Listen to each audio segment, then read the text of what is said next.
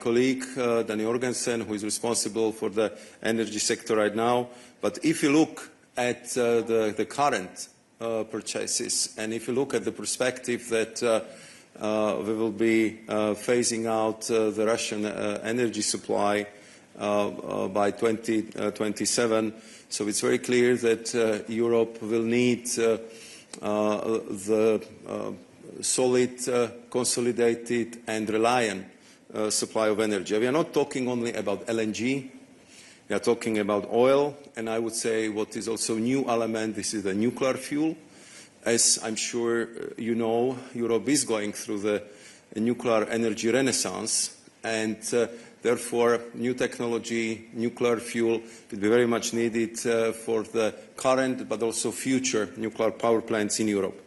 And I would add that significant addition to the strategic purchase list is something what we very much need in the European Union, and these are high-quality AI chips. I think you know our policies quite well, and you know how much emphasis we put on developing AI centers, AI gigafactories in Europe, and therefore for me this is one of the very important strategic achievements that we have now the clarity that the top quality chips would be available for us Europeans, that we will collaborate in this field very, very closely with our American partners, because this is clearly opening a new chapter of strategic cooperation in such a future-oriented sector like AI.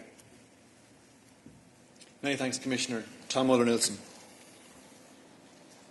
Hello, thank you very much. Thomas Muller-Nielsen at Euractiv. I have two questions, Commissioner. So the first is on this joint action on steel, aluminium and copper derivatives to combat overcapacities. I mean, are you suggesting that the EU and the US will jointly impose tariffs on Chinese metals? And if not, what exactly is it that's been agreed? And second of all, I'd just like to ask, so that a couple of months ago you gave an interview with the Financial Times where you said the EU is prepared to make a 50 billion euro trade offer. Obviously, the final deal was significantly larger, 250 billion just for energy purchases alone. So could you just explain how this went from 50 billion to 250 billion energy plus the 600 billion investment plus military purchases as well? Could you explain how that transformation happened? Thanks very much.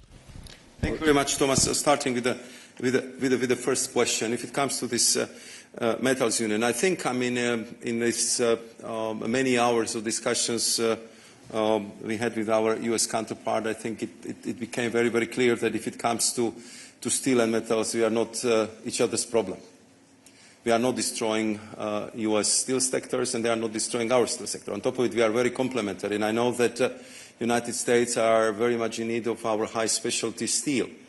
So what we concluded after these detailed negotiations was very clear that what would benefit both of us as much as possible is if we would have kind of metals union between us, meaning that we would set the tariff rate quota based on, let's say, historic flows between EU and US and trade, let's say, at MFN level, as we've been trading until now. So it means that the complementarity of our metal sectors would continue, will be further developed, and that we would take jointly on what is the global problem for the steel sectors, and this is global overcapacity.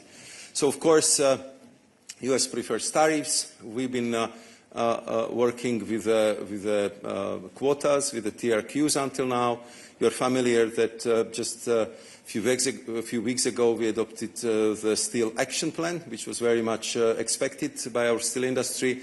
We are actively preparing the additional measures for post-2026 safeguard situation. So it's a pressing issue. It's a pressing issue. I'm talking to the ferroalloys companies. I'm talking to aluminium companies. It's pressing issue. So it's very clear that what we need to do is to address the overcapacity, because this is really killing our industry. And if we can do it together with our US partners, we definitely would go in that direction. And of course, the details, how this would work, the mechanics of it clearly would need to be discussed. But we want to be complementary, to help each other here, to make sure that the steel and metal industries in both EU and US would thrive and will not be threatened by overcapacities built over the last decade. Many thanks. Kim. Hi, Kim McCrail from the Wall Street Journal. Thanks for doing this, Commissioner. I wondered, this builds a little bit on the last question about the Metals Alliance you mentioned. But between the Metals Alliance and what was said so far and what we understood from the briefing about semiconductor purchases and the decision to preference the U.S. for semiconductor purchases over China, for example, taking those together, what do you see, what do you think the outcome of this deal means for the EU's relationship with China? Are you working with the U.S. right now to box China out of the trade that you're doing between perhaps the U.S. and the EU and perhaps other major trading partners? And just a quick question about the EU's WTO obligations. The way I understood from the technical briefing this to work in terms of the EU's decision to lower some tariffs is that some tariffs will be lowered unilaterally and only for the U.S. Is that in line with the EU's obligations under the WTO to do it that way as opposed to most favored nation? Thanks. Thank you very much, Kim. So the first question on China, as you know, just last week we had the EU-China summit, and President von der Leyen and President Costa visited their counterparts in Beijing. Of course, at the beginning of the year, we hoped for better results, which would be delivered by the summit. But I have to say that despite the strenuous efforts of my colleagues and myself and several long meetings with my Chinese counterparts, unfortunately the list of the accumulated issues on the table will not get shorter, but it just grew longer. And clearly the issue is overcapacity. The issue is linked with what we perceive as illegal subsidies, the question mark over how our companies are treated in China if they get the fair access to public procurement and other issues, and quite a few absolutely unwarranted trade defense measures taken about the products coming from Europe. And I think that all this was very clearly remunerated and highlighted in preparatory long VTC I had with my counterpart, Minister Wang Wentao, just a few days before I think it was actually the day before summit, and then by both presidents von der Leyen and Costa in Beijing.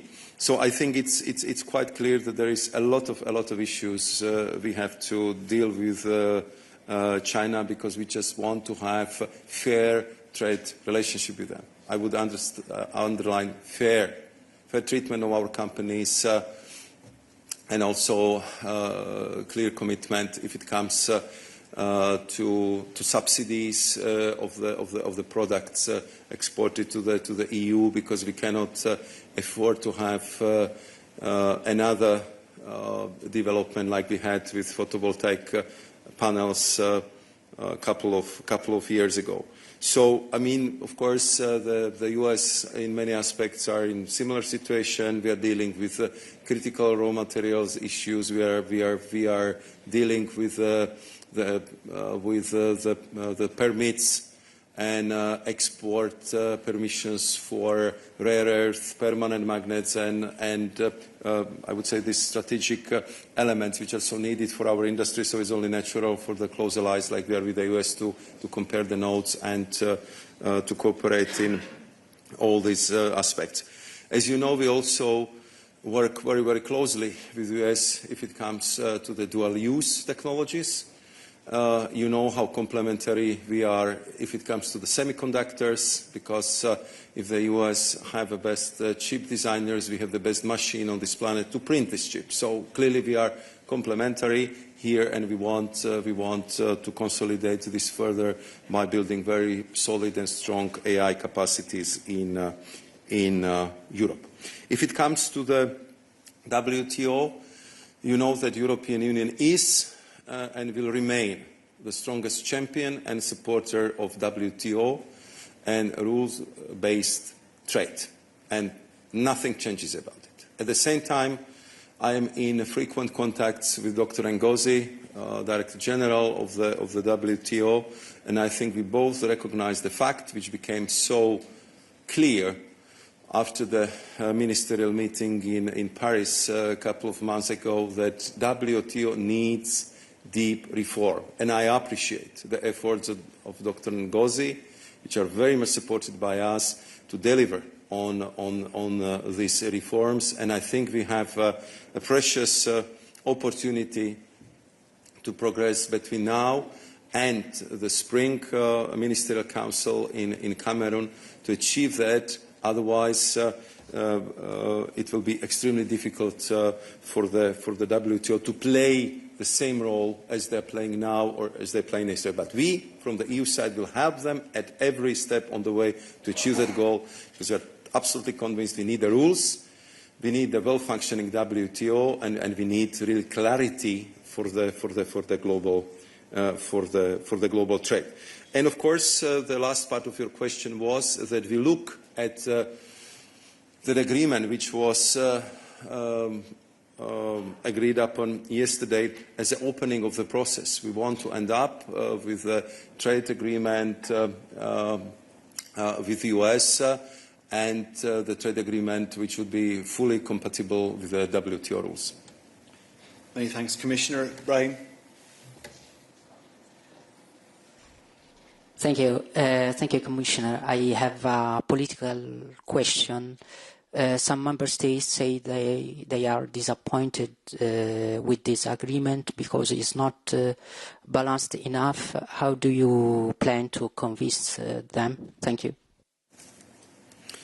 Thank you very much. I think first and foremost, we did our utmost to keep our member states involved and informed at every step of the way.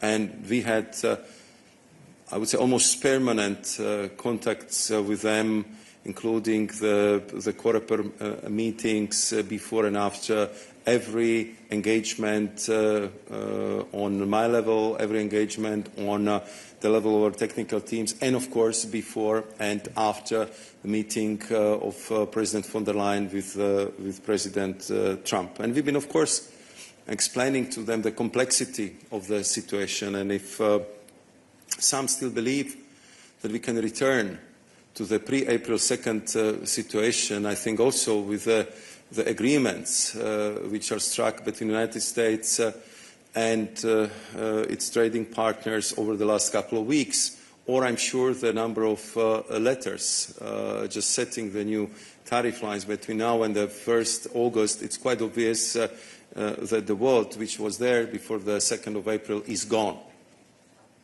And we simply need to adjust, we need to address the challenges which are coming from this new approach.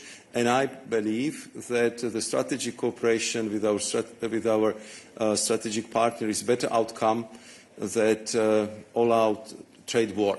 In my introductory remarks, I was just describing what would it mean. Tariffs more than 30%, then huge political tension, lots of SMEs under dramatic pressure, and loss of potentially of hundreds of thousands, if not millions of jobs. And what would happen after that? The situation would become so unbearable that we have to get to the negotiated solution. After that, we will have to sit and negotiate a new deal, but in much, much worse conditions. So therefore, I believe that the tasks we set for ourselves when I, for the first time, met my counterpart, Secretary of Commerce, Howard Lutnick, the next day after this confirmation, when I said, Howard, let's work together to avoid this mutual pain. Because as the two allies, we should be able to find the deal, to understand each other. You want to reindustrialize, we want to reindustrialize. You want to have high-value AI chips, we want to have high-value AI chips. We want to have energy security, you want to have energy security. So I think that I think what is important at this stage, even though I know that for some that potential kind of other outcome might seem very appealing now, but They didn't go through all the numbers, through all the consequences, through all the impact it would have at every sector, and we did that. And we did that, and therefore, with full consciousness, I'm 100% sure that this deal is better than the trade war with the United States. Many thanks, Commissioner. We don't have too much time left for the Commissioner. He's under pressure, so we'll take a few questions in the room and then we'll wrap up. Jorge. Hello, Commissioner. Jorge Liboreiro with Euronews. Just following up on my colleague, what he said, I mean, it's objective that this deal is quite unbalanced because you have 15% on one side and almost zero or virtually zero on the other side. So do you consider this a good deal or just a case of damage control? And second, do you have any regrets about not using retaliation at any stage of the process in a bid to secure more concessions? Thank you. Thank you very much, Jorge. At first, I would say that this is clearly the best deal we could get under very difficult circumstances. And I have to say that you were not in a room, but if you had been in a room yesterday, you would see that we really started with 30%. That was absolute real perspective that as of 1st of August, we would have 30% tariff on our exports, which would, as I already mentioned, practically stop all the trade. And I have to say that President von der Leyen did terrific negotiations yesterday. She was absolutely great in managing these negotiations, which led to the conclusion of the deal, which I'm absolutely convinced saves the trade flows, saves the jobs in Europe, and opens new chapter in EU-US relations, how to adjust our mutual trading patterns in this new age of geoeconomics and geopolitics. And that's for me, it's a very important political answer, because it's not only about the trade, it's about security, it's about Ukraine, it's about current geopolitical volatility. I cannot go into all details what everything was discussed yesterday, but I can assure you it was not only about the trade. So therefore, I mean, to have a possibility that the two biggest economies and two closest allies can openly discuss all sensitive issues, and as I can judge from the discussion yesterday, are very much aligned on the geopolitical issues of today, I think has additional price. It has additional worth in having this deal done, because I believe that from now we can go only for the better. We can go for the improvement, closer cooperation, fair trade agreement, and simply work on all these issues which have been kind of accumulating on the table for quite some time. Many thanks, Commissioner. Commissioner, we have 100 of our hard-working journalists tuned in online, so we should give one of them the floor. And on top of my list is Rebecca Gualandi from Carbon Pulse. Rebecca, the floor is yours. Go ahead.